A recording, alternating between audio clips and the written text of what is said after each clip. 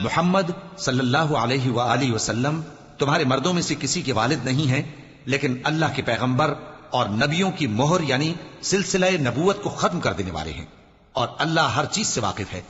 اے اہل ایمان، اللہ کا بہت بہت ذکر کیا کرو اور صبح و شام اس کی پاکی بیان کرتے رہو۔ وہی تو ہے جو تم پر رحمت بھیجتا ہے اور اس کے فرشتے بھی، تاکہ تم کو اندھیروں سے نکال کر روشنی کی طرف لے جائے، اور اللہ مومنوں پر مہربان ہے۔ جس روز وہ اس سے ملیں گے تو ان کا تحفہ اللہ کی طرف سے سلام ہوگا، اور اس نے ان کے لیے عمدہ ثواب تیار کر رکھا ہے۔ اے پیغمبر، ہم نے تم کو گواہی دینے والا اور خوشخبری سنانے والا اور خبردار کرنے والا بنا کر بھیجا ہے، اور اللہ کی طرف اسی کے حکم سے بلانے والا اور چراغ روشن۔ اور مومنوں کو خوشخبری سنا دو کہ ان کے لیے اللہ کی طرف سے بڑا فضل ہے،